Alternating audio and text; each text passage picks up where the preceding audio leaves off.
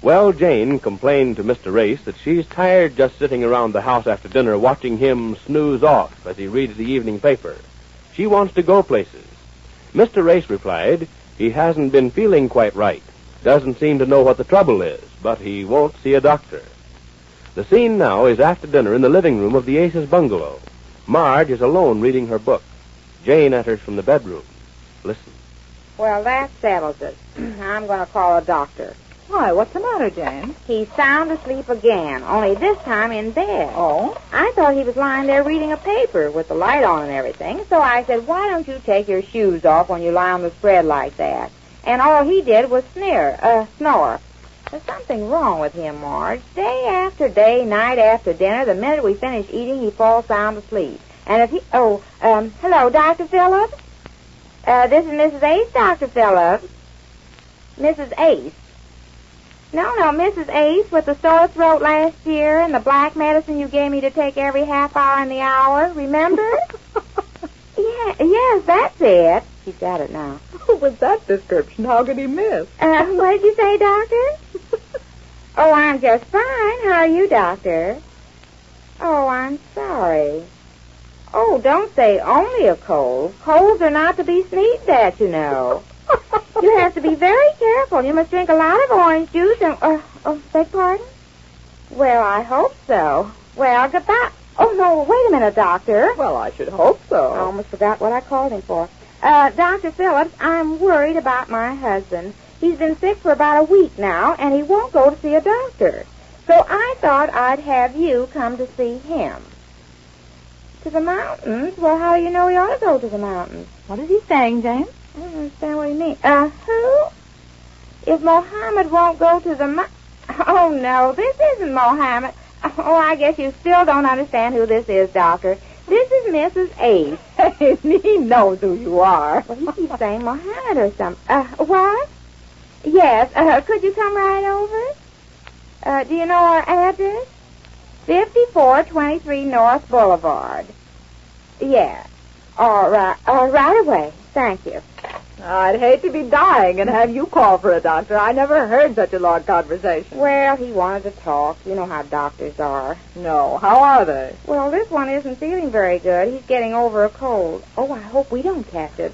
That would be a nice thing. Well, anyhow, he's coming. We'll find out if something's wrong. Wait till your husband finds out you called a doctor. Oh, now, don't tell him I called. No, we'll just say the doctor was making a house-to-house canvass looking for sick people. Yes, anything, but don't say I called. Oh, I hope it's nothing serious. No, it probably isn't, Jane. Don't get worried about it. Oh, I can't help it, worry. He never used to be like this. We used to go to picture shows at least twice a week. You went, too. Well, personally, I'm giving my eyes a rest for a month or so. You think that's why he won't go anymore? Well, I don't know. I haven't heard him say. I remember an uncle I had back home. He used to love picture shows, but he was far-sighted, and he had to sit way back to see the pictures. And he was kind of hard of hearing, and he had to sit up close to hear them. Well, he was the busiest man in the picture show you ever saw, sitting way back to see him, then running way down to hear him. I can imagine. Not so loud, Marge. You might wake him up. Well, he's going to have to get up to see the doctor, Jane. Oh, no, I'll just send the doctor right in to see him. Oh, that's going to be quite a shock, isn't it? What? Well, to be wakened out of a sound sleep and find a strange man staring down at him. Well, Dr. Phillips isn't a strange man. He knows us. Yes, but not that well. He's only been here once or twice. Well, we haven't been sick. Isn't it awful to be sick? Certainly is. A person never appreciates how well off they are until they're sick. We're all well so much we don't know what it is to get sick. Oh, is he here already? Oh, Jane, I was just knocking wood. Oh, well, not so loud. Don't wake him up. Might as well let him sleep until the doctor gets here. Now, don't look so sad, Jane. It may not be anything. Maybe his system needs a little toning up. Maybe he's been working too hard or something like that. The doctor will fix him up all right. Oh, I hope so. Maybe he needs a little change. Maybe that's all. Maybe a trip somewhere to get his mind off his work. He said something about going to the mountains. Dr. Phillips just said that over the phone. Oh, Jane. He was saying if Muhammad won't go to the mountain, the thing to do is bring the mountain to Muhammad. Beg pardon? You've heard the legend of Muhammad who wouldn't go to the mountain, so the mountain came to Muhammad. A mountain came? You mean a big mountain like a hill? Yes, that's it, Jane. Maybe we better let Dr. Phillips look you over too, Marge, as long as he's coming here. Oh, there he is now. Oh, I'm so nervous. I hope it's nothing serious. No, it won't be, Jane. Don't worry so about it. Oh, I can't help it. Oh, hello, Dr. Phillips. Good evening. Oh, come in, Doctor. You sure got here quick, didn't you? Yes, it's only a short walk. Yes, I know. Come in. Mr. Ace is still sleeping in... this is my friend, Miss Hale, Dr. Phillips. Oh, how do you Pleased to do? know you. How you do? That's it. Take off your coat, Doctor. Well, now, where's our patient? Who? Did you say your husband is ill? Oh, Well, yes. we don't know, Doctor. We don't know for sure that anything's wrong with him. He's just, been feeling under the weather. I see. Well, it might be the weather. We don't know. And he just won't go to see a doctor. Oh. Well, how long has this been going on? Oh, I'd say about a week or so. Yes, just about a week. The minute we get through dinner, he falls asleep. That's where he is now, sleeping. Usually he falls asleep in here reading the paper, but tonight he just got up from the dinner table and lay down on the bed and fell sound asleep. Well, now, that doesn't sound very serious. No, but he says himself he just doesn't feel right. I see. Well, what symptoms does he have? Oh, no, he hasn't got that. Not yet he hasn't. What is it? No, the doctor means does he ail in any particular place? Oh, well, just at home. At home? Yes, he feels all right at the office, I guess. He doesn't sleep there. No, he doesn't sleep at all when he's supposed to. Says he hasn't been sleeping well at night. I see. Well, we'll have a look at him. All right, you go in, Doctor. He's in there. Oh, Jane, don't you think you ought to go in first and wake him and tell him the doctor's here? Oh, no, then he won't see him. He doesn't want to see any doctor, but if you go to see him, there's nothing he can do. Well, that may be advisable at that. In here, you say? Yes, the first door on your right. He's asleep on the bed. I'll find him all right. Hurry, Doctor, and let us know how he is. I won't be long. Now, Jane, I really think you should have gone in and warned him that the doctor was here. Oh, no, then he wouldn't see him. Now he can't do anything about it. He may not like the idea of being caught in a trap. It's not a trap. I'm doing it for him. He's the one that's sick, not me. It's no skin off my teeth. All right, Jane. Let's hope for the best. I hope so. Now, sit down and stop looking so worried. Oh, I can't sit down. I'm on pins and cushions. Suppose he finds something wrong. Isn't it going to be terrible? Oh, stop it. If something is wrong, the doctor can cure it. Oh, I hope so. Oh, I'd give anything if nothing's wrong. Well, give yourself a rest. No, I mean I'd give anything I've got if nothing's wrong. Then you're going to pieces. Look at you, walking back and I forth. can't help it. Give me a cigarette, Marge. You don't smoke, Jane. Oh, yes, I forgot. You see how nervous I am? I don't know if I smoke or not. Oh, why doesn't he hurry? Jane, give him time and don't worry so. I'd give anything if nothing's wrong. Everything. Now, I'm going to have to take hold of you. You're making a wreck of yourself. Will you sit down? But Marge, Sit down. Well, Better. Now, just sit there and try to be calm. calm. How can I be calm when he's in there with the doctor? Now, look, Jane. Wouldn't I worry about this, too? Don't you think I feel about him as much as you do? Well, not exactly. Well, almost as much. And look at me. I'm a little bit concerned because I naturally hate to see anybody sick. But you're just working this thing up in your mind as something gigantic when there's no cause for it.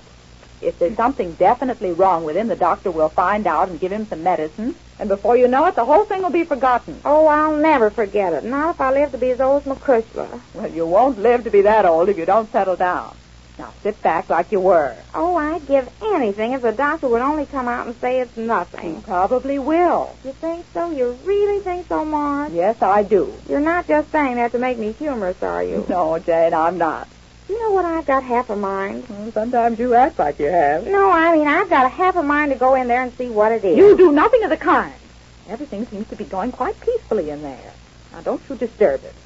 I expected by now to hear the roof come down when he woke up and found the doctor there. If he's taking it as calmly as this, you can. Well, what do you want me to do? Just sit here and tattle my thumb? It's not a bad idea. I wouldn't mind so much if I was sick instead of him. Well, that's a nice thought, Jane, but he can take it better than you can. Oh, no, he can't. He's not used to being sick. He hates to go to any kind of a doctor. You know the trouble I had with him a couple of years ago when he even had a corn. He wouldn't go to a corn doctor. Yes, I remember, but he finally went. Yes, after I had to neck him for a whole week to make him go. And then he said he liked it. The doctor charged him $1 for one corn, and the price for 2 corns was $1.50. So he grew an extra corn so he could save the extra money that the doctor would have... Yes, I remember, Jane. Do you hear anything in there, Marge? No, not a sound. Now, it won't be long, Jane. Oh, I hope so. And he's going to be all right. Just keep saying that over to yourself. I'd give anything if he is. I'll just keep saying that over to myself. Yes, that's an idea. Just keep saying that over to yourself. Oh, well, Doctor, what is it? Well, I'm afraid he's going to live. Oh, don't be afraid. What is it? Nothing, Mrs. Ace. He just imagines his heart is bad. It's sound as $1. Is $1 a bad, huh? No, it's fine. He just imagines it's bad. Now, the thing to do is see that he relaxes more. Take his mind off himself for a while. Do anything to keep him from thinking about it. There's nothing wrong with him at all. Oh, isn't that marvelous? There, what did I tell you? Oh, we're so glad. Where is he? He'll be right out. He's dressing. Well, I'll be getting along. You don't need me here anymore. That'll be $10, Mrs. Ace. What? The fee is $10. $10 for what? For the examination. But you didn't find anything wrong. I know, but the fee is still $10. Oh, well, don't you think that's a little high, Dr. Phillips? I mean, if you found a little something, I wouldn't mind Jane, so will much. you pay the doctor or shall I? You? Oh, no, I'll pay him if he insists on it, but $10. That's what my fee is when I come to the house, Mrs. Ace. Well, all right, if you say so, Doctor. You're sure that's all's the matter with him? Yes, that's all. You just got a case of nerves. He's got nerves. I think asking $10 is a lot of nerves, too, if you ask me. $10 to come to the house. I wonder what you charge to pass me on the street. Oh, Jane, pay the doctor the $10. And just a few minutes ago, Jane was saying she'd give anything if it turned out to be nothing serious. But don't we all? We learn more about Mr. Ace's case of nerves when next we meet the Easy Aces.